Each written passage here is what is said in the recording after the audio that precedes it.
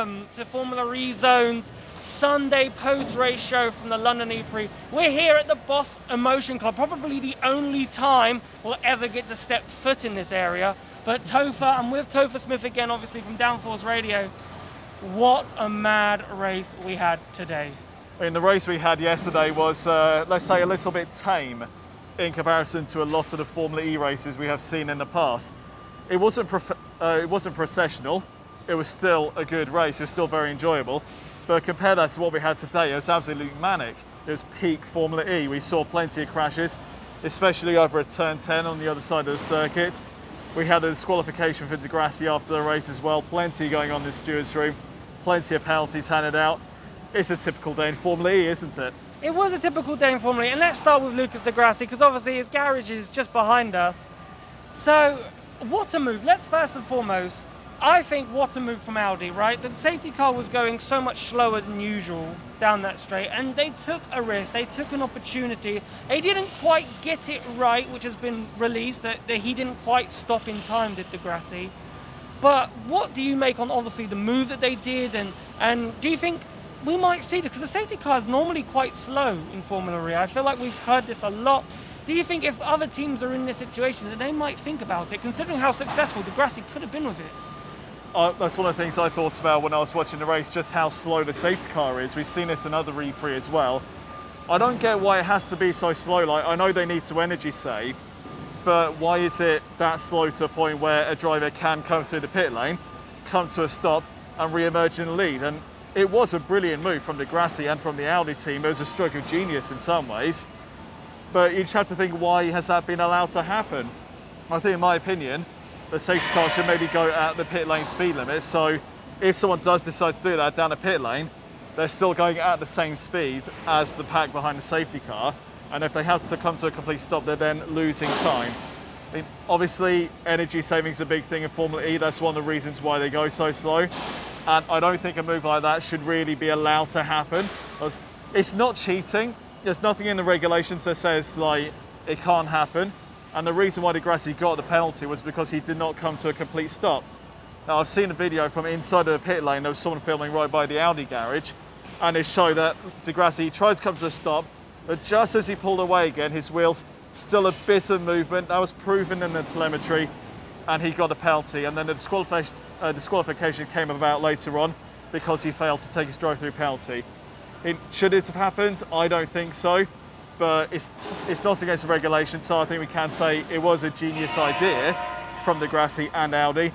Just a bit unfortunate that it was a split second that made a difference. Yeah, just a reminder that for a penalty that's been handed out, you've got to take it within 3 racing laps. And obviously Di Grassi didn't take it within those 3 racing laps, and why he was disqualified on the final lap is because you can't take a penalty like a drive-through on the final lap of the race. So let's go and hear now what Lucas Di Grassi had to say about the incident.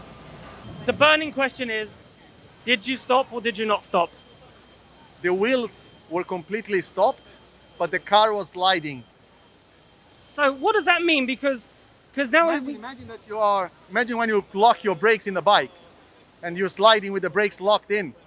The floor is so slippery here that I locked the wheels, but the car had some movement. And so that's the reason I got a penalty in the end. Small detail. Small details. Because for me, I love it when a team's bold, right? I love it when a team's bold because someone's switched on, right? And I love it when you see it. Do you think, like we've seen this before, because it happened in Berlin under full course yellow last season, exactly. right? Same rule. But they came in under full course. I don't know if they stopped. We didn't see it, but they caught up 5 seconds to someone. Yeah. After that, so you don't gain any advantage. Yeah.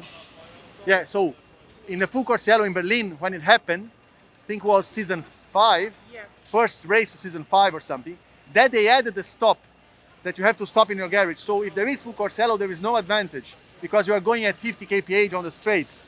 With a safety car, it's not a clear advantage.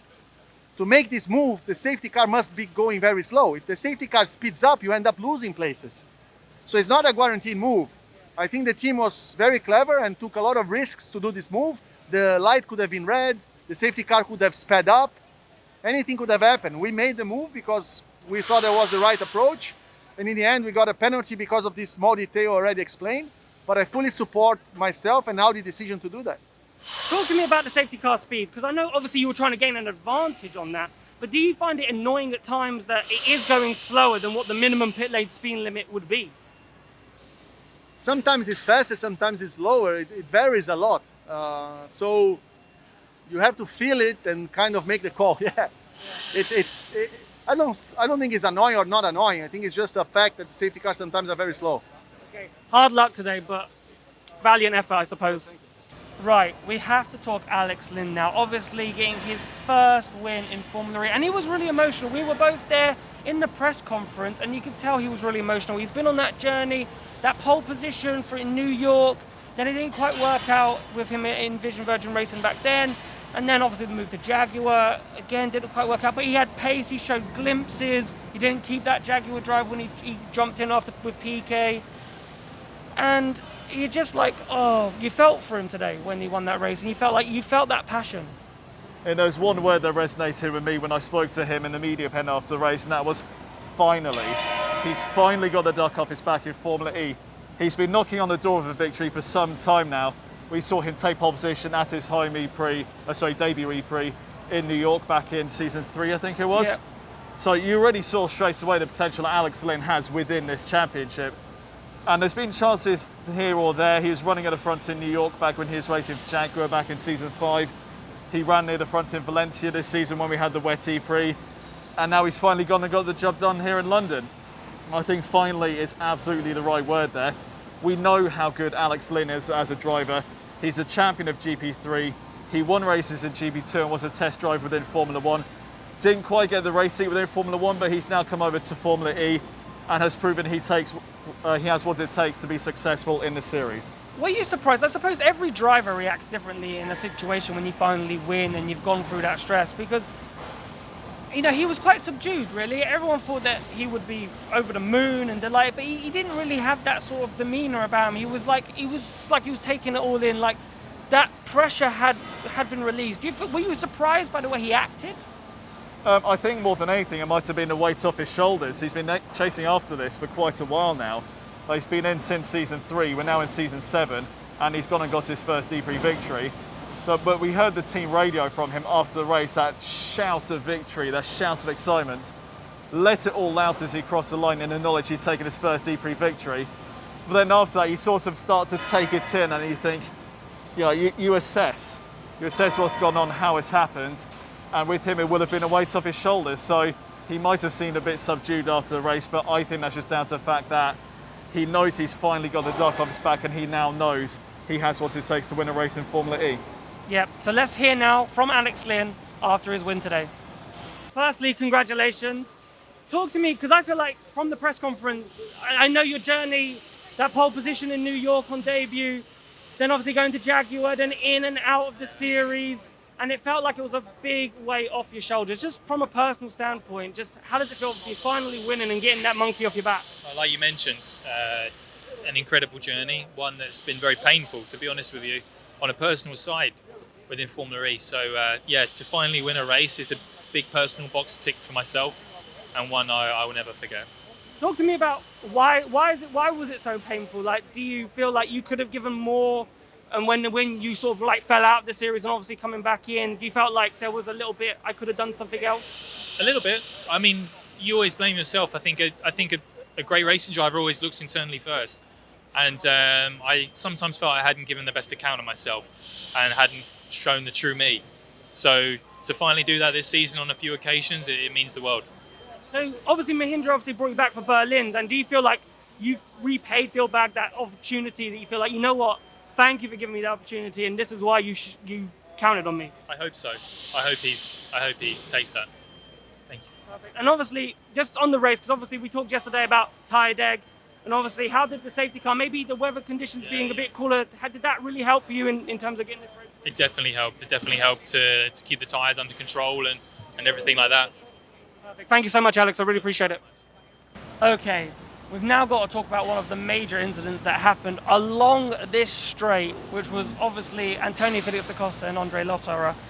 Antonio did the switchback, dummied him effectively, but then it looked like on the video that Lotterer either didn't know he was there and pushed him into the wall, or knew he was there and tried to squeeze him, but it went wrong. How did you assess the crash, first of all? Well, watching it at the time on the TV, straight away I felt it was Lotterer's fault. He forced Da Costa over to the inside of the track. And if you go down there, it happened just behind us. You'd probably be able to see the part of the barrier that Da Costa struck and where it buckled his front left suspension. And then he ended up in the runoff area down at the exit to turn 1. I felt so it was Lotterer's fault. He did definitely squeeze him over to the side of the track, and Da Costa was, I think, rightfully annoyed after him. I've spoken to both drivers since the incident. Da Costa, he didn't give too much of an answer, but he didn't really need to. He was very short but sweet in his reply. He was not at all happy with Andre and how he drove there. Said it wasn't the sort of driving standards you'd expect in a world championship like this. But then speaking to Lotterer as well after the race, he put more of the blame on Da Costa. He felt so that he defended early enough that it should have forced Da Costa to the outside line instead of the inside. You can take that how you want from Lotterer. I mean, the only thing you've really got to go on when you're in a position like that is your mirrors. You can only see so much. They're only about that big. There's not that much to see, and he felt so he defended early enough that he could have kept the inside line, but Da Costa, he kept his foot in, got alongside him.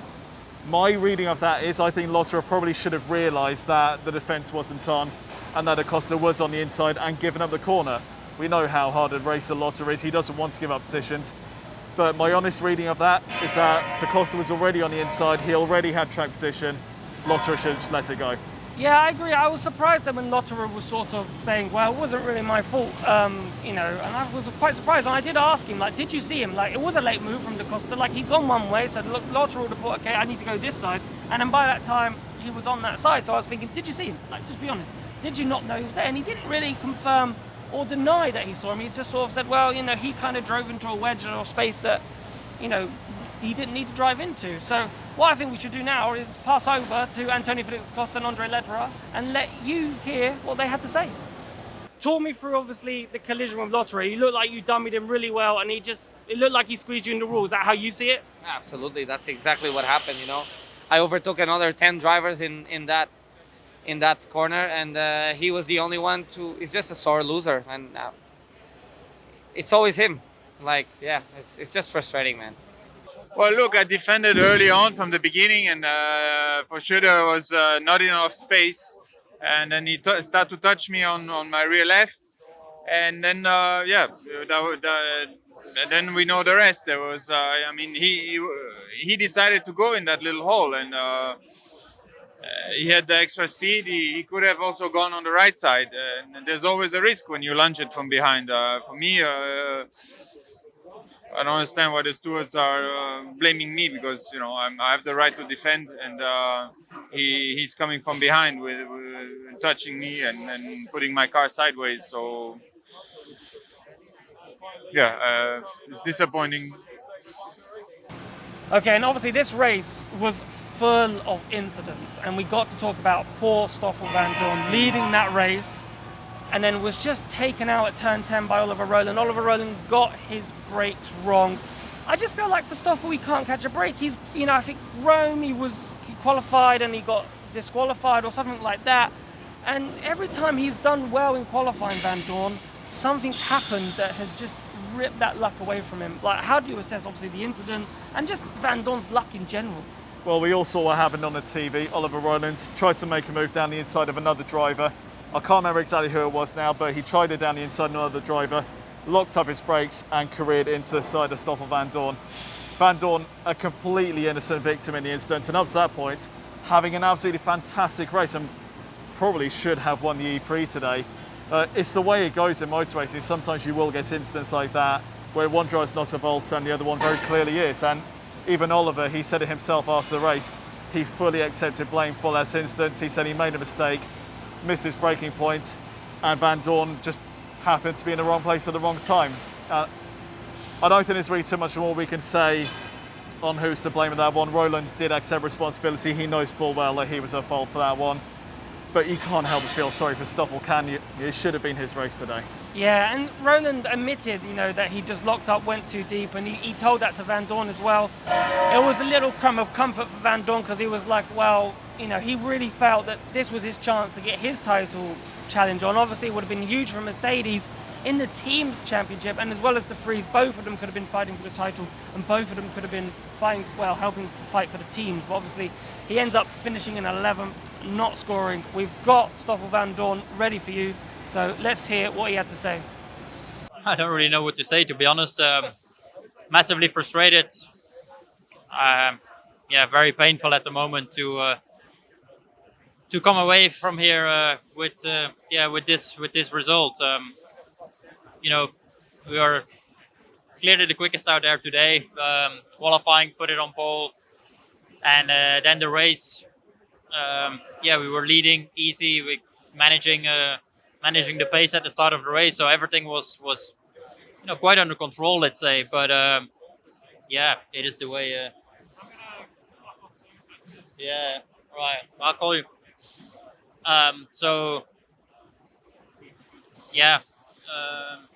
Don't really know what to say, to be honest. I mean, completely out of my control. I spoke with Oli after the race, and he said he completely missed his braking zone and lost control basically. So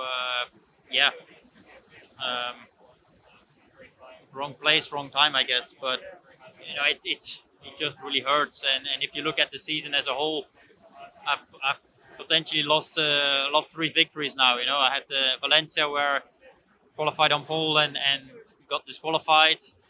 Then I had Rome where got pole position and got taken out on lap 1. And now I have here where I was virtually leading the race and taken out again. So it just really hurts. Okay, I think now we have to talk Jaguar, because obviously it was a horrible day yesterday, and obviously Mitch Evans has come through today to get a podium. Just relief, I suppose, at the end of the day, even though it wasn't a great race, and Mitch Evans explained that it wasn't really a great race, it was a bit scrappy on his part.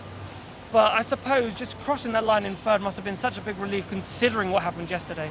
Well, it's been a bit of a tale of 2 races for the Jaguar team today. They had a really poor day of it yesterday, double DNF for the team, which I think might be their first in their history within Formula E. So they were a bit on the back foot coming into this race, not maybe in terms of like their position in qualifying, but in terms of their morale in some ways. They just had a really poor day, trying to pick themselves back up and get something out of the weekend. And on one side of the garage, we had Sam Bird, who got caught up in contact with Norman Nato later on in the race, which dropped him like way out of contention. But then we had Mitch Evans, he was a bit quiet in the race. We didn't see too much of him, but he just picked up the pieces when it mattered. So you have lots of collisions up ahead of him. So the likes of Rast and Buemi at the hairpin, for example, Bird and Nato as well, as I've already mentioned. Evans just picked up the pieces and he came home with 3rd place. And I think that might end up being a very crucial result for Jaguar. It's a 3rd place, it's 15 points in the championship, and who knows, by the time we come to this time at the end of Berlin, 15 points could be what decides it. Exactly. So let's hear what Mitch Evans had to say in the post-race press conference. It was a massive race, to be honest, on my behalf. First one was a mistake I made quite early on in the race, allowed Alex to get his attack done without me passing him, so I sort of handed it to him. I was sort of biding my time. I was set up with everyone on energy heads on a very sensitive track for energy, but just wanted to get ahead of the game so I could be aggressive on the attacks. And then with the Stoffel Rollins incident, I locked up into turn 10 and allowed Gunther to get sort of past me, and then I made a stupid move and I went to pass him into the next hairpin, and I sort of hit him into the side and sort of got jammed, and then after the wing was about to break, I thought it was over actually. I thought my race was done. It was rubbing on the tyre, and then fortunately it broke lap later and freed me, because I thought I was sort of deja vu from the race before with the wing. And then I was underset with that, but to be honest, it was a lifesaver. And then I just had to just finish off the job. But again, I made my life even more difficult by missing the second attack, which basically gifted the podium to Robin. Fortunately, I could do my attack and pass him again. And it was a tricky one, because as Nick touched on, like the energy was so high, and it was just impossible to get. The closing periods are so small. but luckily I did a good move on him and then just bring it home from there. So yeah, completely messy race. Happy for the points and the result for the team, but just the way I executed it was pretty poor. So anyway, I really wanted a big result today. I needed one, and we got it. So I guess it doesn't really matter how you do it as long as it gets done. So yeah, no, we fight on to Berlin. So I suppose the last thing really to talk about, I think, is Nick De Vries. Obviously finishing second today, but had the opportunity when Antonio Felix Da Costa crashed. You know, Vandoorne was already in attack mode at this point, and we felt like he didn't need to take attack mode, but he went to take attack mode knowing that the safety car was going to come out, which then Alex Lynn didn't take that attack mode during that period, and then obviously once the safety car had come out, Alex Lynn had took that attack mode, and that was the key effectively to Alex Lynn winning this race. Do you think now in hindsight, knowing what we know now, that Mercedes really shouldn't have taken an attack mode there with Nick De Vries? Well, hindsight is a wonderful thing, as the saying goes. There's lots of ifs and buts you can talk about once the race has completed, but what really matters is what happens in that moment. Did De Vries know that there was going to be a safety car? Did the team communicate that to him? I don't know. That's a question that only they can answer. Watching it at the time, like both me and you, we said at pretty much the same time, we felt so it was the wrong move to go for attack mode at that particular moment, especially with the fact that there's a safety car inbound at the time. But did De Vries know about it? I mean, that's a question we might not know the answer to. With the benefit of hindsight, we know that it was probably the wrong move, and it might have cost De Vries a victory, but I don't think we can take anything away from Alex Lynn today. He drove the Mahindra beautifully. He's been saying that Mahindra is, it's not the best car to drive in terms of tyre degradation. The tyres can get a bit too hot and it affects their race pace. But he drove absolutely fantastically today. Could De Vries have maybe mounted a bit more of a challenge with the correct use of attack mode? Who knows? But as it stands, Alex Lynn is our victor today, and a deserved one. No, I totally agree with you on that. So let's look ahead to Berlin now. 2 races to go in this championship. There's still, like, the top 10 are like covered by a race win and 25 points. So it can still swing either way. I think there's still lots of twists and turns that we can expect in Berlin. Yes, absolutely. It's twists and turns that we've seen all championship long. We talked about it on our show yesterday. It's almost been a little bit of a lottery in some ways, how it keeps changing after each race. But we're now getting to a point where we have 1 event left, 2 races to decide the champion. That's, 60 points? I think it is overall, which it's a big swing. It can affect, one driver massively. De Vries is in the lead of the championship at the moment. Does that mean he's going to be a champion? I actually think it's going to be a very hard time for him, because being at the top of the championship, he's going to be in Group 1 starting for the first race. Typically that puts the lead drivers to the back of the grid, as we've seen so many times with this current qualifying format we have. So I think what's going to win it is consistency. The driver who can pick up the most points, maybe without too much of a risk. We saw with someone like Frains today, he picked up a 4th place finish just by being consistent, keeping himself out of trouble, getting the job done and picking up the pieces as other people had their instance. So again, for Frains, it could have been a very important day for him today, finishing P4. Could those be the points that gets him the win in the championship?